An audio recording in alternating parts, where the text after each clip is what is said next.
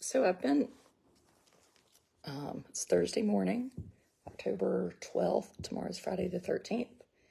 And I have a couple hundred people coming in town for a subscriber weekend.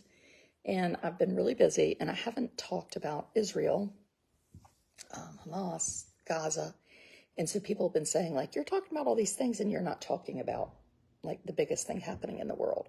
So I just didn't want people to think I wasn't paying attention and had been taking notes. So I just thought this morning before the day gets started, I'm going to just kind of do a basic introduction to what's happening. Now, I'm no expert, but I just thought for people that maybe don't have time to study up on it, I've spent a few hours kind of just delving in and get some information that I think is helpful so that if you're out and about somewhere, you sort of have an idea.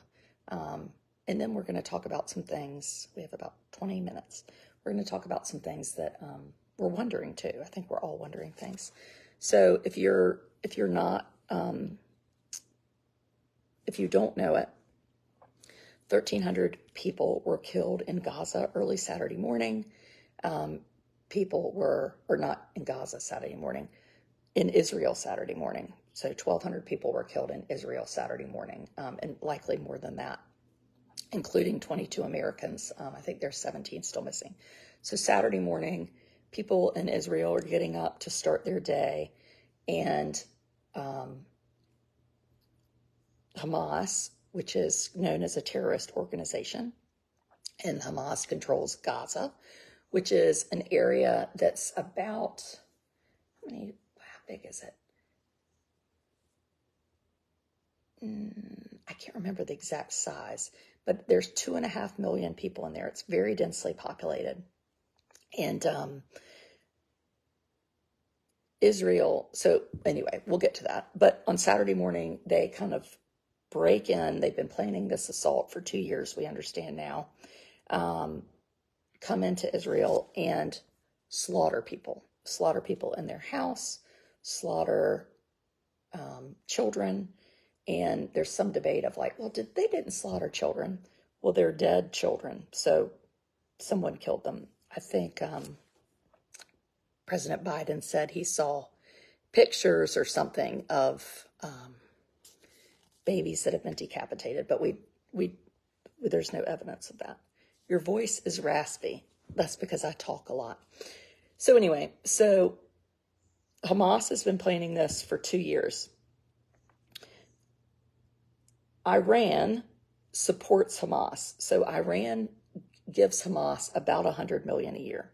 So if you wonder why Iran is a country that we don't really love, that's why.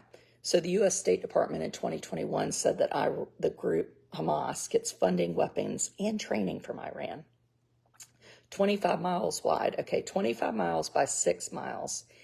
And it's 2.2 million people. So Israel captured Gaza from Egypt. So you have Egypt and Israel. Israel took Gaza from Egypt in 1967. There was a war. But in 2005, Israel withdrew their troops and their settlers. So what happened then was 2 million Palestinians fell under control of Hamas, which was, 2007. So that's important to know. And so if you want to know, well, what is Hamas? Hamas is an Islamist organization with a military wing that came into being in 1987. So Hamas has only been around since 1987, and it kind of came out of the Muslim Brotherhood, which was a group that was founded in Egypt in the 1920s. It's an occupying power. They want to liberate the Palestinian territories. It considers Israel an illegitimate state, which is interesting. So on Saturday morning, 1,200 people are killed and 150 have been taken as hostages, which is obviously not good. 17 Americans are dead. There are more missing. So what happened Saturday morning? The militants fired rockets. They broke into this heavy fence with Israel and sent militants deep into. Oh, sorry, I had to turn off this sound. It's like being in hell. This ding, golly Moses, hang on. Let's see. Oh no, ding. Okay, no, we know ding. It took Israeli troops 2 days to take back control after the fighting was in the streets. The other big thing that happened during this siege is that there was a music festival. And the music festival was actually for peace. And I'll find my notes on the music festival.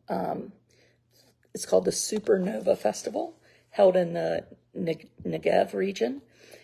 Thousands of people were dancing, having a great time out in like a desert in Israel. And the Hamas militants from Gaza infiltrated into the partygoers. And rockets were launched and gunshots. 260 people were killed at this event. So I want you to think about like a Woodstock event, maybe a Taylor Swift concert, something. Many people have been, were murdered or they were kidnapped. Jake Marlowe from Britain is disappeared. He was part of a security team. Jonathan Poland said Hirsch Poland, his 23-year-old son, is missing. Noah Argamani and her boyfriend, 25, both were abducted. It's just terrible.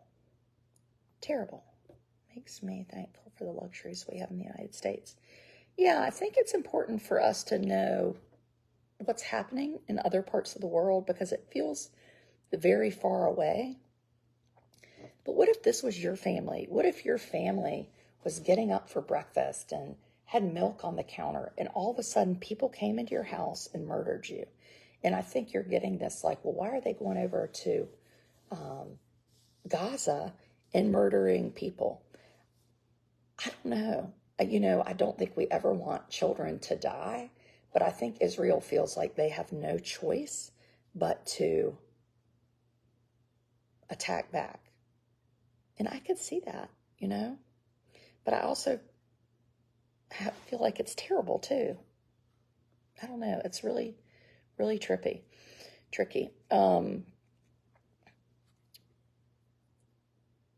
So the biggest, I was trying to decide if I should, I think this is important. Israel and Palestine, there are problems. Most countries deem Jewish settlements built on land Israel occupied as illegal. Israel disputes this and cites this kind of historical and biblical ties to the land. The continued expansion is among the most contentious issues between Israel, the Palestinians, and the international community. Palestinians want East Jerusalem, which includes these sacred sites to Muslims, Jews, and Christians, to be the capital of their state. Israel says Jerusalem should remain its indivisible and eternal capital. Israel's claim to the eastern part of Jerusalem is not recognized internationally. Trump did recognize Jerusalem as Israel's capital many years ago and moved the U.S. Embassy there in 2018. But today there's 5.6 million Palestinian refugees who live in Jordan. About half of registered refugees remain stateless, according to the Palestinian Foreign Ministry. So you have Hamas, the Hamas Charter of 1988, and this is really interesting. There was an article written in the Washington Post about, has anybody read the Hamas Charter? It calls for Islam to obliterate Israel. That's all it says, obliterate Israel. In 2003, George W. Bush said, quote, "The free world, those who love freedom and peace, must deal harshly with Hamas. Hamas must be dismantled," Obama said in 2014.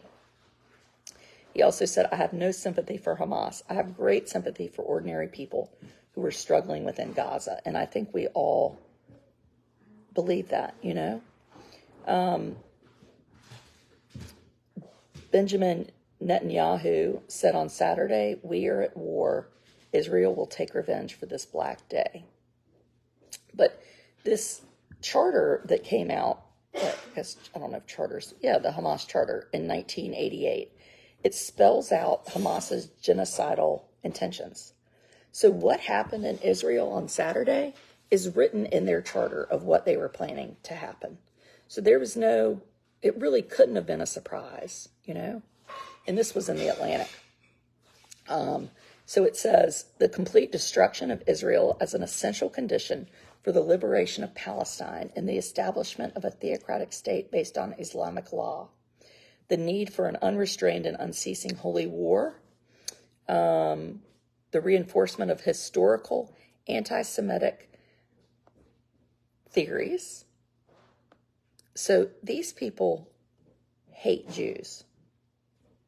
Which I didn't know that,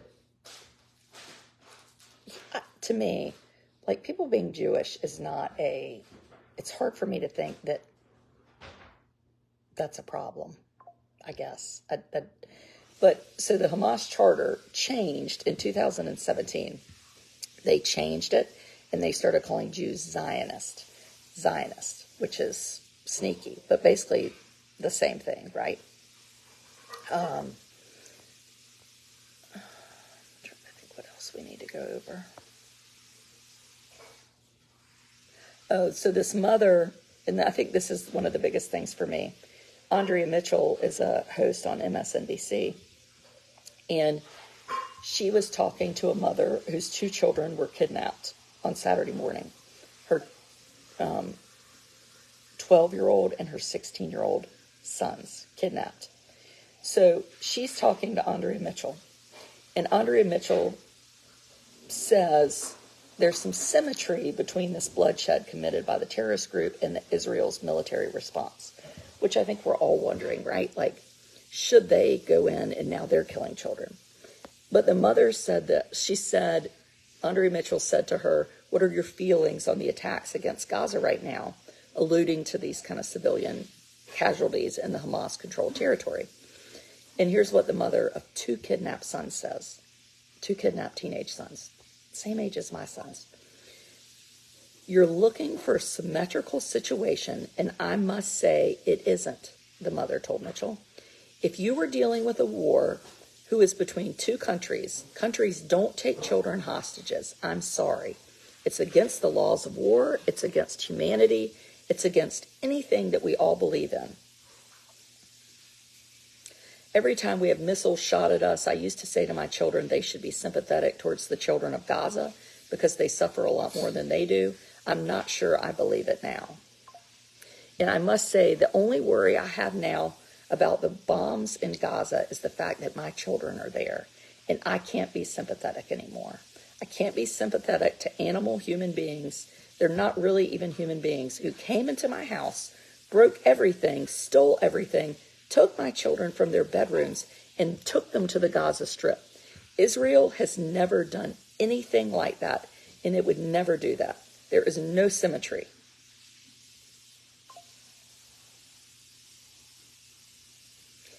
And then she said, any mother in the world should try and imagine her children under that situation and then think again. That's what I want. I want the world to ask them to release children, to release elderlies, to release the civilians they took.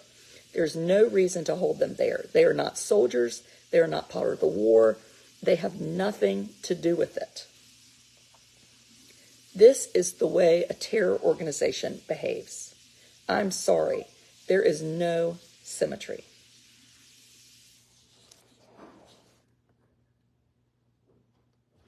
And this is a mom whose boys have been kidnapped. You know? And I think we all say, God be with you, peace be with you, and we can't allow this to happen. Anyway, that's just a little basic one-on-one. And Thanks for tuning in and listening, and I hope you learned a little something. It is heartbreaking, Victoria. It sure is. It sure is heartbreaking. And I think Israel should know that we're paying attention. We're paying attention.